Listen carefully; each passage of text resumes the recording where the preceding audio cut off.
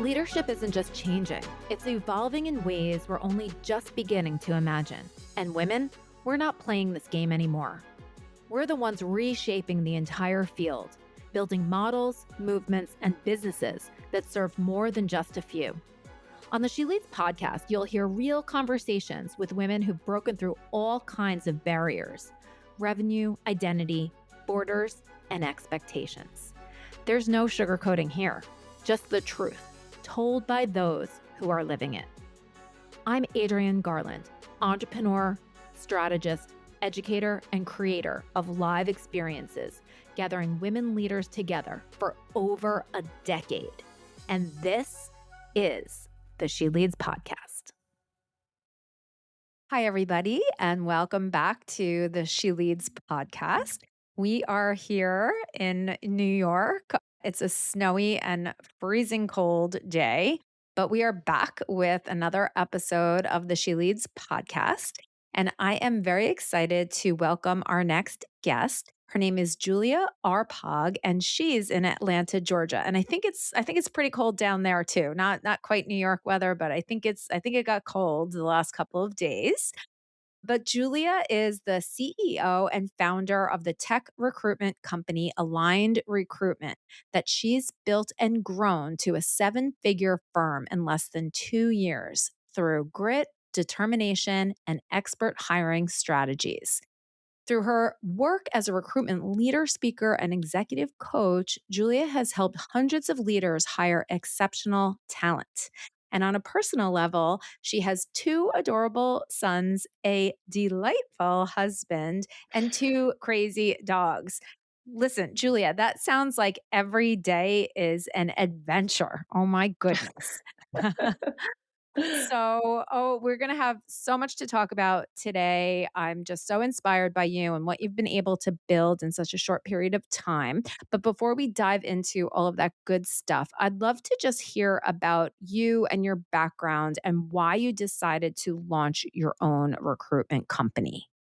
Thank you, Adrienne. It's so good to get to chat with you today. Thank you for having me. I'm so honored.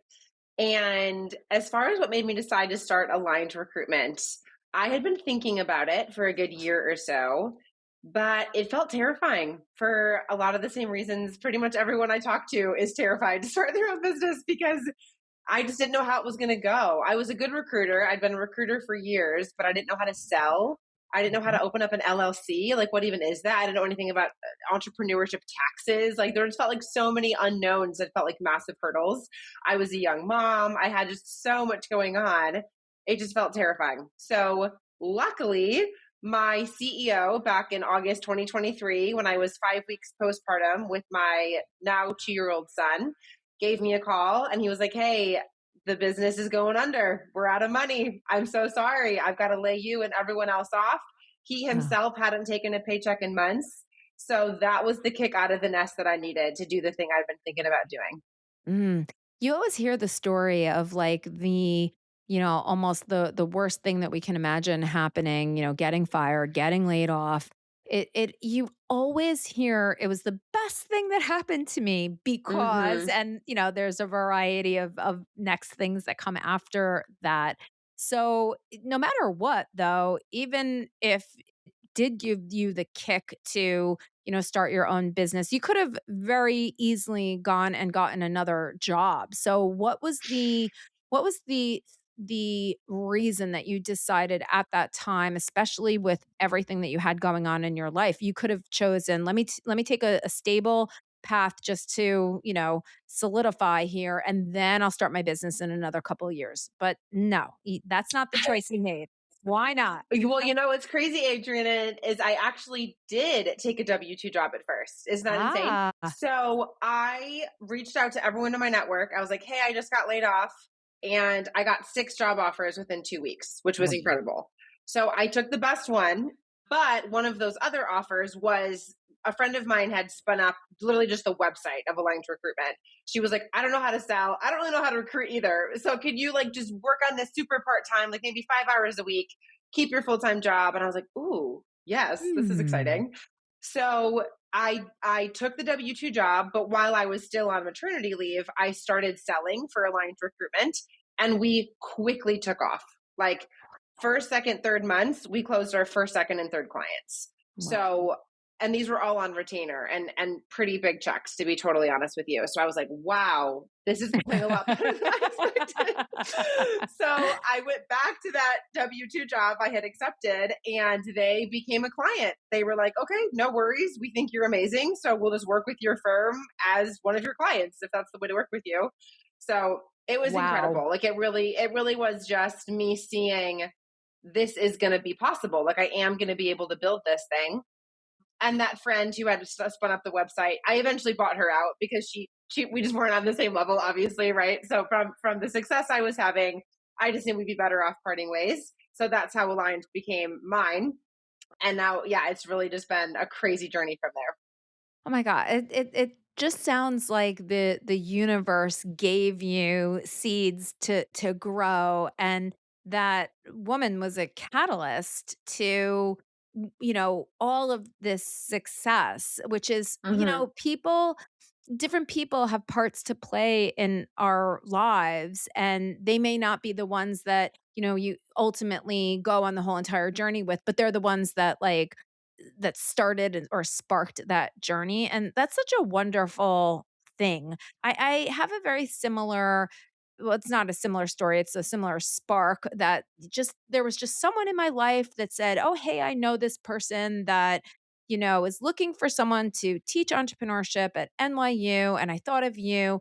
And from that, it has turned into almost like the greatest gift in my life. And I always think about, gosh, if I'd never met this woman, what I'm doing right now would have never happened, and I'm just so Hmm. grateful for that. And she's off doing her own thing. She doesn't care that I'm, not that she doesn't care, but she doesn't, care that I'm teaching or anything. But she really changed my trajectory, and I'm so grateful for that. And I'm sure there's so many people out there that can relate to that and have stories like that. But so Hmm. getting the first couple of clients, especially, at that time, must have been so exciting. But in order to keep that momentum going, what were some of the strategies that you put into place? Because that could have just been a blip, right? Oh, it could have been, and I was terrified it would be, right? I was like, because the reason I got those initial contracts was people I'd recruited for before. So they knew I was good. They knew it'd be a good product. But I was like, very quickly going to run out of people I've recruited for before. And Yep. then what am I going to do? So what I did with the very first check I got is I hired an executive coach who knew how to sell. She Huh. herself had started a recruitment agency, sold it for $28 million. Like she was the real deal, knew Wow. what she was doing.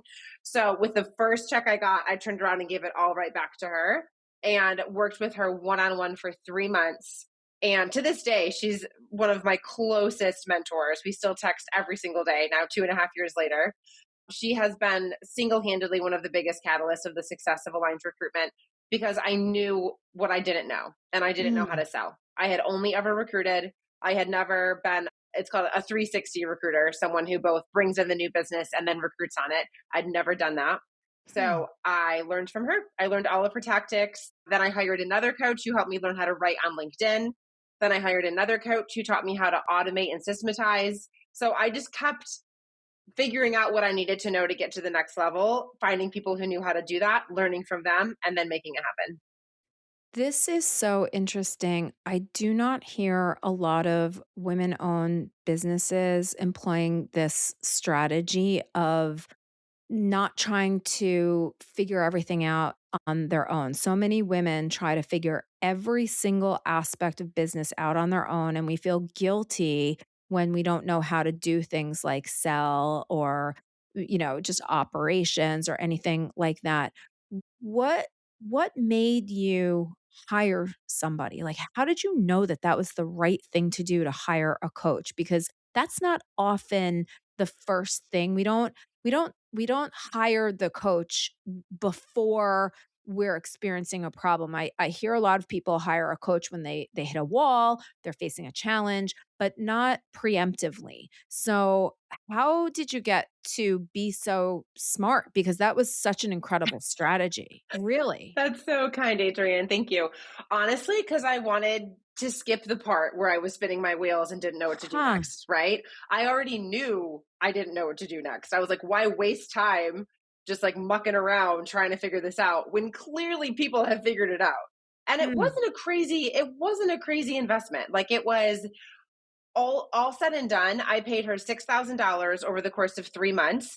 I made that money back in the first contract I closed. Like it was a no Wow. brainer for an ROI. Like, right? It was Yeah. just like, this would be dumb not to do this. So I very much believe in growth mindset. I read the book Mindset back in 2020 when my Yep. recruitment career shifted radically during COVID because obviously the world changed. I was lucky not to be laid off then, but it did pivot the type of recruitment I was doing, which Mm. dramatically changed my life because that's when I started working in tech recruitment and that's what brought me to what I'm doing now. So I think reading that book and just really developing that mindset where I'm never stuck. I can always figure it out. I just need to figure out what resources are needed to get me to where I want to go. I've just always been really quick to get those resources, put them in my backpack, and then keep on moving.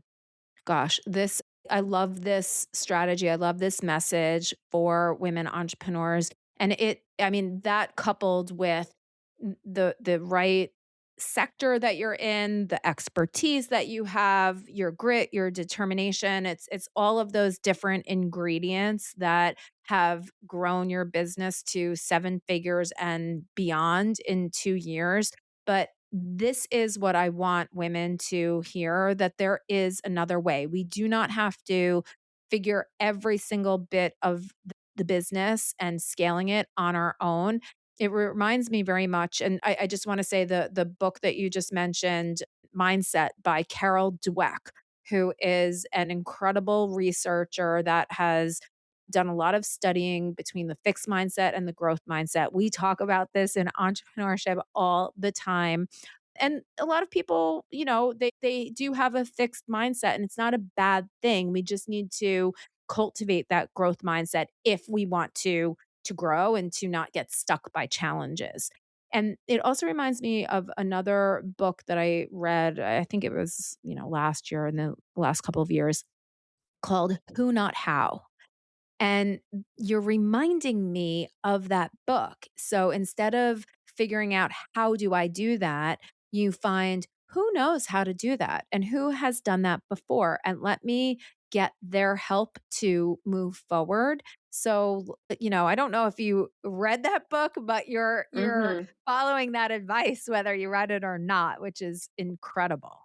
Yeah, I love that author, Benjamin Hardy. He's written a lot of Yes. fantastic scaling books. So he's one of my favorite authors. I've read pretty much everything he's written. He's awesome. Ah, okay. So who not how. And I mean, I think that this is a success strategy that so many women do not employ. And it could be the reason that, less than 2% of women owned businesses get past the $1 million mark.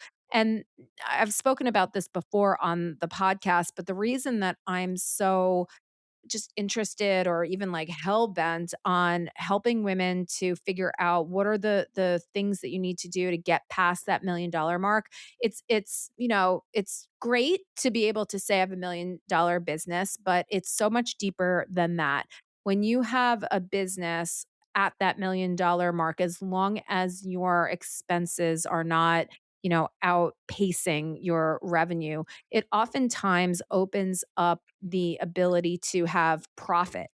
And when women owned businesses have profit, they take that money and they actually do good things in the world with it. So, I mean, I think that you've given advice here, but do you have any other advice for women to, scale quickly, efficiently, smart, that goes beyond what we've been talking about? And let me say, I completely agree with you. One of my favorite quotes is money in the hand of a good woman changes the world. So I think about that whenever I have blockers about money or whenever I'm feeling weird about, selling or charging for my services. I'm like, no, like the more money I have, the more I give away. The more money I Yeah. have, the more generous I am. And that is a Mm, gift to the world. That does change the world. Statistically, women give away a ton more money than men. I'm not yeah, to say there's not lovely, generous men out there, of of course, course. But as female entrepreneurs, on average, we do give away substantially more. So Mm, that always encourages me. Is just my profits are for a purpose way bigger than myself. So mm, I would say the biggest thing that's encouraged me, kind of along the lines of this growth mindset thing, Zig Ziglar is another one of my favorite authors. He has a quote about learning. And basically, he says, if you refuse to learn, no one can help you. If you're determined to learn, no one can stop you. So mm. every single day as a business owner, I come up against something I don't know or something I can't figure out. Or just today, I was doing a ton of outbound business development. That's not fun. No one's like, oh, yes, I get to spend 3 hours cold calling people I don't know. How awesome. But you Yeah. know what I did is I said to myself, Julia, if you don't learn how to do this, you can't be mad if you don't grow. If you learn how to do this really well, you Right. will grow. It is inherent. If you Yeah. learn, you do the learning, and then you just do the steps, you do the reps, you go to the gym, you work out, you go, right? Like whether you feel like it or not, that is what's going to change the trajectory of your life and of your business. So that's something I just always keep in mind. Do you think that building that sales muscle is one of the most important things that people can do for their business? Because I It is feel like the most important yeah. thing. Hard stop. 100%. There is nothing more important. It doesn't matter if you have an amazing product or service or website or operational ability Mhm. if the world doesn't know about it. If no one's Mm. paying you for it, then you don't have a business. Yeah. What is the thing I mean, you just said, and I agree with you, it's sort of like whether you feel like it or not, whether you feel cringy or not, whether you feel like you're annoying or not, you just sort of put in the reps. But what are some of the things that women can do to get past that fear factor that someone's going to, make a nasty comment, tell you, about who you are, all the things that prevent us from doing outreach. What beyond like just going to do it whether, I want to or not. What are some of the things that you even advice for people, but what are some of the things that you do in order to kind of just put in those reps? Yeah, that's a great question. So I'm not a white knuckle, just grin and bear it kind of person. I need to believe in what I'm doing and I need to believe in a higher purpose for what I'm doing. So there are some times when it just does come down to discipline. Like I just don't feel like doing it. But my why is so strong that that's what helps Mm, me persevere through those moments of lack of motivation. So for me, my why is faith and family. I'm a Christian. I'm a mom to two sweet little boys. I have that amazing husband that I mentioned earlier. And all of that motivates me to keep going every day. And a huge principle of sales that has massively helped me is that my goal is to serve, not to sell. So the mm, reason I'm reaching out to these business owners and leaders is because I am a very good headhunter. My team are very good headhunters. If mm. we work with them to help them go hire the mission critical people they have to hire, their business will be better for it. So Yeah. I'm trying to serve them, right? Like I'm giving them something. I'm like, this will help you. This will make you better. This will help you accomplish your goals. So as a female entrepreneur, keep those two things in mind. Number one, your why. And then number two, you are serving. Yeah.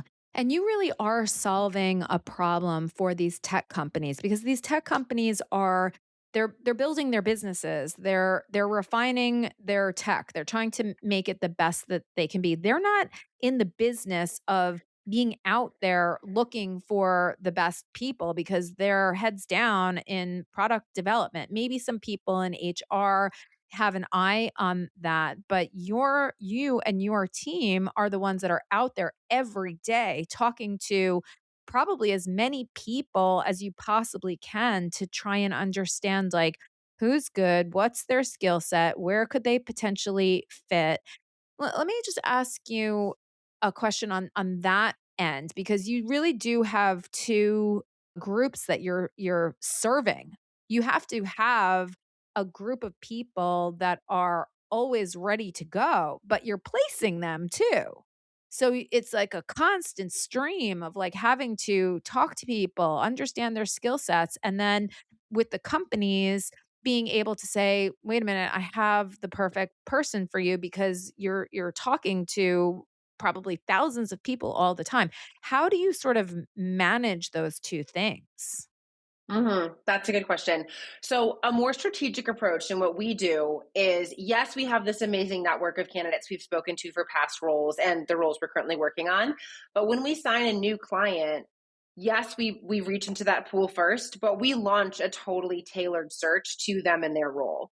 I have Mm. found most roles are different enough that we really can't just throw a batch of old candidates at a new role and call it a day. Like, we really do need to conduct a thorough intake, we call it, the call where we basically ask all the questions that we have of that client. I have one right after this, actually, where we review the job description and we review the company information, but then we have a ton of questions about, like, okay, what exactly does this skill set have to look like? What exactly does their day to day look like? If it's a sales role, what exactly does their quota look like? Their deal sizes, their time it takes to move a prospect through a deal, all those kinds of questions that we need to ask. And then we go to market, and that's when we do the headhunting.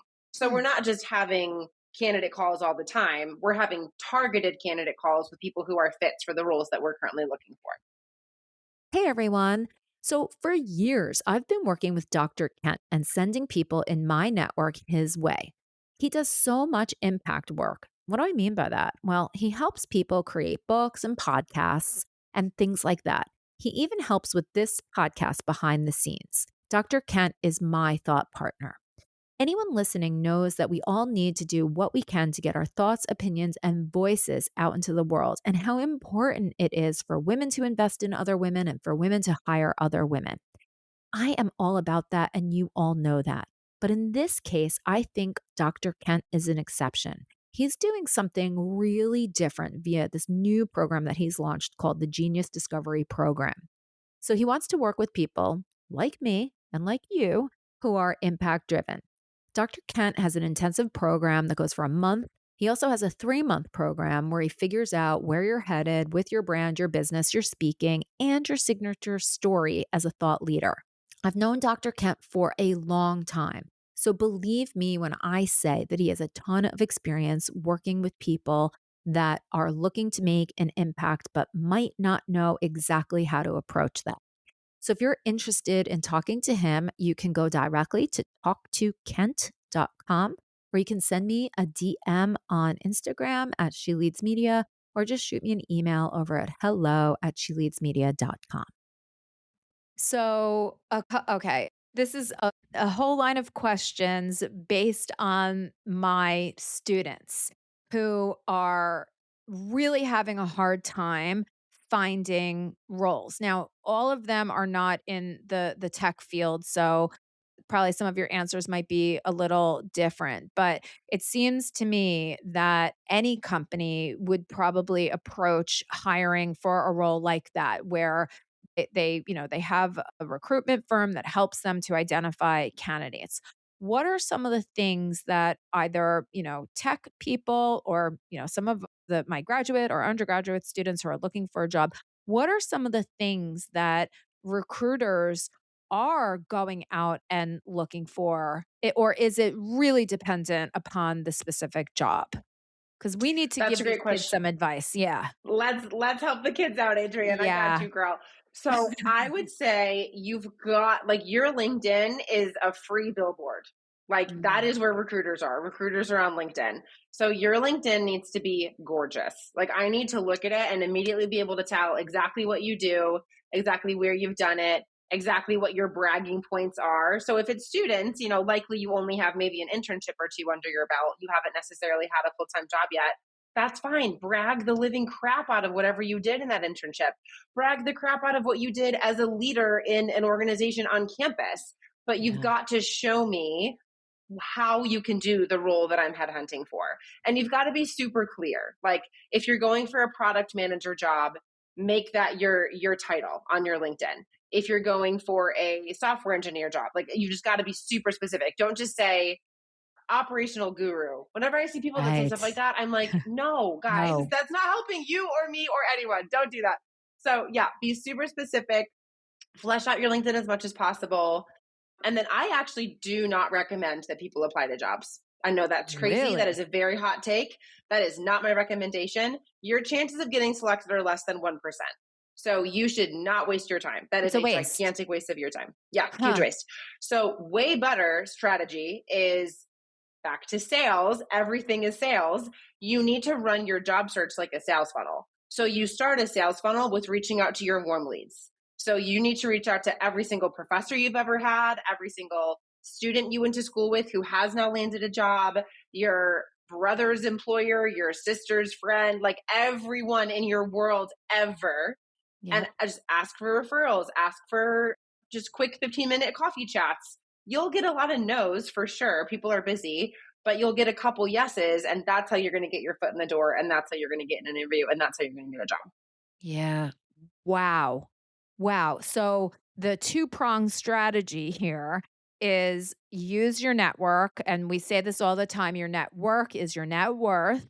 So Mhm. use your network and really work it and employ like a sales approach. And then secondly, put a ton of emphasis on creating your showcase, your billboard on LinkedIn, Mhm. but but but don't waste your time on applying to lots of jobs because they just go through a tracking system, and unless you're like a perfect exact match, you're never going to get a call. And for your students, especially who don't have a ton of work experience, they're applying to these jobs at the same time that someone who's been in that exact job for 5 years is applying to that Yeah. job. So that they're just not going to look good on paper compared to that person. So Right. that's why they've got to work their network. Like that's just a way higher likelihood of them landing something. So you want to make sure your students are using their time well. I'm going to make sure that all of my students listen to this part of this episode because it really is. I do think it's a hot take, and it is definitely not advice that is given. So I like this because it's very efficient. My next question has got to do with the tech industry in general, right? The tech industry always has been and continues to be incredibly hot. So it's also an industry that is not very friendly to women. So how do you balance that, if at all? Because you're obviously looking for the best candidate. And we've heard a lot about, well, there's not a lot of women in tech. And then we hear, well, there are a lot of women in tech. People just aren't looking for women in tech. So how do you make sure that who you're looking for has almost a broad enough lens so that you might be so that you are bringing in people that might not necessarily be the first sort of like take of who these people are. That's a good question.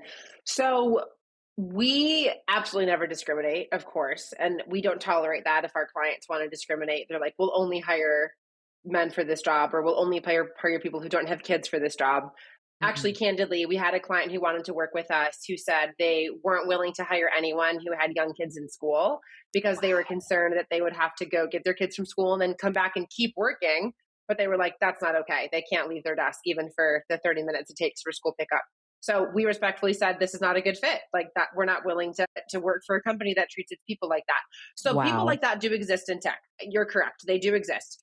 Luckily, we are a values driven organization. We're very loud about that. We're very transparent about that. So we attract fellow values driven organizations who agree with us that we're going to find the best candidate for the role. And if Mm. it's a woman, if it's someone with young kids, if it's someone with a disability, if it's someone of color, we don't care. Like we're looking, these are the specific things required for this position, and we're going to go out and find the best person for that. That being said, you're right that there are fewer women typically in the tech industry as a whole. There are fewer people of color in the tech industry as a whole. So that means we have to do some intentional diversity recruitment where we Mhm. go specifically look for those categories of people and bring them into the recruitment process, which does take more time on the headhunting front. I'll be totally transparent with you, but that's worth it. And that's something that we're very intentional about. And we have some clients who care deeply. We have others who don't, but we stick to our processes and our values either way. I love that so much because there are so many women that are interested in tech and they just feel, pushed out and pushed aside, and they're always sort of losing out unless it is more of a femtech type of oriented company, then they feel like it's maybe a little bit more equal. what are some of the things that women that are in tech can do to maybe enhance their visibility or increase their profile so that they are looked at more? Oh, great question. You're going to think I'm a broken record. All of us are in sales. Every single human is in sales because you're constantly selling yourself to your current employer, your future employer, your future spouse, right? Like even on the Yep. personal level, you're in sales. Yep. So I would say treat your career like you're in sales. You need to be if you are gainfully employed and you love your job, awesome. You need to be raising your hand and looking for opportunities where you can get more visibility to senior leadership so they think of you for promotions.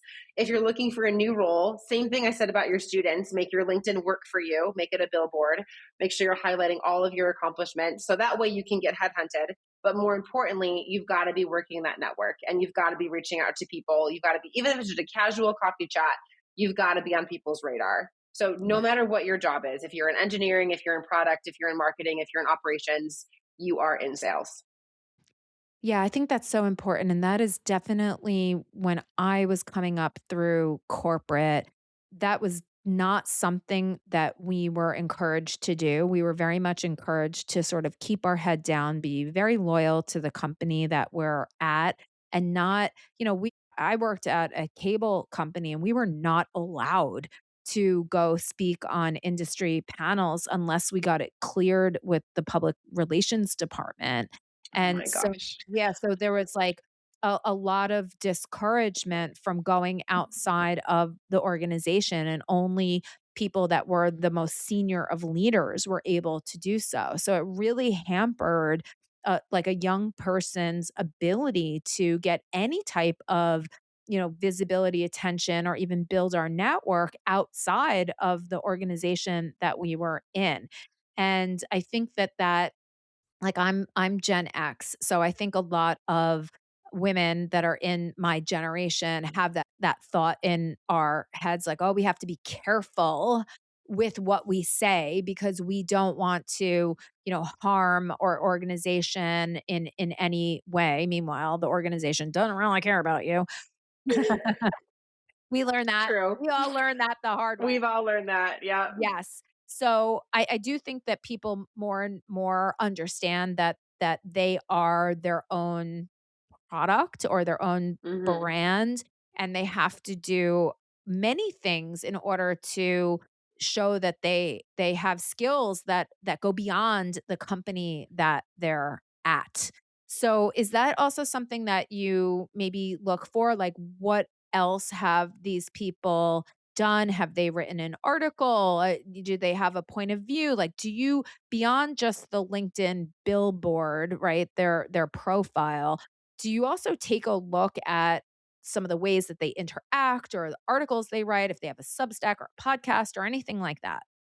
That would not be nearly as important as just what's actually on their profile. So I Interesting. wouldn't say that candidates need to stress about, I mean, you have a full-time job, you have a family, you don't need to spend all your working hour or all your waking hours writing articles and hosting podcasts. Like, no, you don't need to do all that to get headhunted for a job. What we're looking for as recruiters is basically the skill sets you have that they match the skill sets the employer is looking for. If you also have an industry related podcast, if you've also written an article, like awesome, that looks really good. But that will Mhm. definitely not make or break your candidacy and make or break whether or not a recruiter reaches out to you. That's more for your personal visibility, just so people in your industry can see you know what you're talking about, you're good at what you do. And a lot of this visibility is not just for recruiters, it's for leaders. Like I use my LinkedIn heavily because I am in a dedicated sales role, right? I own a company. But even for people who aren't, your LinkedIn is there for you to post and catch people's eye and catch people's attention, even just to have a conversation. Maybe it won't lead to a job. But the more Mhm. you can present yourself as a leader in your field, the better. How is AI affecting the tech industry and recruitment and things like that? Is it a skills gap issue? What do people need to do to just make sure that they are keeping up with the constantly changing world of tech? You know what's so funny, Adrian? I get this question all the time. This is like every other technological revolution that's ever happened, Sure. right? Like back in the day, the printing press was shocking, like Yes. total disruptor. Like what? Just everyone can have books? Like that's ludicrous. It's going to destroy our society, right? And that didn't happen. Like our No. society is different, but it's not destroyed. So my perspective on AI is that it's like literally the industrial revolution. It's like any other shift in society. Yes, jobs will change 100%. There are going to be skill sets that currently exist that won't need to exist in 2, 5, 10, 15 years. But we are so adaptable as people. Yeah. That is how we got to where we are, is that humans are the most adaptable species on the planet. Yeah. So as a recruiter, I've changed even my own workflow and the way I run my business with AI. Like we now have AI sourcing tools, whereas we used to have to do everything manually. Yep. We now have AI note takers, right? Like we have all these amazing tools that just free my team up to do the more high touch, white glove kind of service that really makes people feel good, makes our clients like us, Mm. makes our candidates work with us. So I would say that's the case for every job. And that's why I keep coming back to your relational skills, your ability to talk to people, your ability Yeah. to build your relationships. That is never not going to be a primary skill set that you need to get ahead in any industry, any career, whatever you do. I love that. That's so important and it's so true because technology is a tool, right? It's not human. And there's nothing like human to human relationships. And I think too, even what you were saying for the students to be building these relationships, oftentimes somebody might think, you know what? Now that you're in front of me and I'm talking about this, I might just be able to create something for you. And that's not something that's posted anywhere. That's something Mm-hmm. that just comes out organically of a conversation many times. And it's Mm-hmm. like that's you set yourself up to create that magic and more people need to do that and almost be less reliant on technology because that's creating something out of nothing. That's creativity. That is relationships. That's human interaction. So I love that. Mm-hmm. For you and your business, right? You've gotten to 7 figures in a couple of years, which is an incredible accomplishment. It just wow. What do you see next for you and your business? Or, do you have, a goal of maybe selling to a larger company? Like, I'd just love to kind of hear your vivid vision for your Mm-hmm. future. I've thought a lot about this because people always want you to have revenue goals or size goals or something. And I tried. I literally tried to set a revenue goal, but it felt so inauthentic and out of Mm, alignment with what I actually care about and what I actually value. So I talk a lot about building my business around my life as opposed to building my life around my business. mm, I know a lot of founders who just pour everything, their whole identity is in their business. And yep. that's just never going to be my story. I care too deeply about my family. I care too deeply about my faith. I care Yep. too deeply about my community. Again, I have so much that I have to have in alignment in my life that I'm just not willing to sacrifice all of it on the altar of the business, which I Mm, personally think is a way better way to live than the alternative. that's good. So, Oh, with that being said, I loved what you said earlier about you kind of create your own magic. I've just remained very open handed. So, my goal is always to operate profitably. Like, we're fully bootstrapped. We've always turned a profit. We've never borrowed money. We've never taken VC funding. That is very important to me that we are always operating at a profit. And then my goal is also just, again, to keep my hands open. So, transparently, I have had quite a few firms approach me about acquisition. of I'm course. entertaining a couple of those conversations. But because my hands are open, I'm not tied to any outcome. So, if it's not advantageous for us to sell, we won't sell. If it is, we might. So, we're Mm. just taking each year as it comes and we're just being positioned for, again, I love what you said, creating our own magic. Yeah. Oh, so good. Thank you so much for being so transparent and open. I think that we need to have more conversations like this, especially women owned businesses that are super successful. Because what I love that you said is that you are living your life and having your business serve you rather than you serving the business. So many people do get wrapped up in this idea of like, my business is my baby. And then, if your business is your baby, then you're not going to be making the most logical decisions for your business because who wants to, you know, chop off a baby's hand in order to, right? You know what I'm saying? Like Yes, you don't, yes, you can't pretend it's a person. Your you business does cannot. not love you back. That's not No, what it it is. doesn't. And it is there to serve you, especially if you build it in the way that you have built it, where your goals are profit maintaining goals. And when growth happens, that's great. And whatever sort of comes your way, you'll be making those decisions. And you are obviously making informed decisions that are where your values come first. And I love the fact that that's your line in the sand. Many women do not feel like they even have that choice. So to boldly Mhm, call out that this is the way that you are operating, who cares what anybody else thinks? I admire that more than you know. So I hope more women listen into this and say, I'm going to approach my business and my life like that as well, because we have burned ourselves the fuck out and it sucks, right? mhm, mhm, So we don't want profit, like you said, sacrificed on the altar of business. We want profit so that we can do great things, but that we can also maintain our sanity and our relationships because they're mhm, priceless. They're mhm. priceless. Exactly, Uh, exactly. Julia, I'm so inspired by you. Thank you so much for spending time with me here today, talking about all of the things. And let's just keep in touch because I want to just follow your journey, see what happens next, and continue to be inspired by you. Adrian, you're so kind. Thank you for having me. This was so, so fun. And well, before we go, if people would like to get in touch with you, if they'd like to hire your firm to help them recruit their tech staff, how can they do so? Great question. So, the two best ways to find me, number one, I'm actually the only Julia Arpag on LinkedIn. So, if you search my name, there I am. I'm Wow. on LinkedIn all the time. So, go ahead and connect with me and we'll have a conversation there.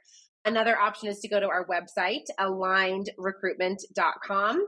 We have a form you can fill out and you can see all of our glowing testimonials. We have very happy clients who have said very kind things about us. So, feel free to get in touch Amazing. with me either of those two ways. Amazing. Well, again, thank you so much and have a beautiful rest of the day.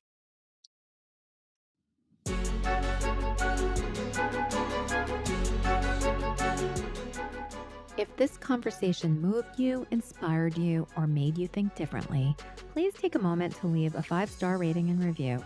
It's not just about boosting the show, it's about amplifying the voices of women entrepreneurs who are leading with vision, building with purpose, and shaping what's next.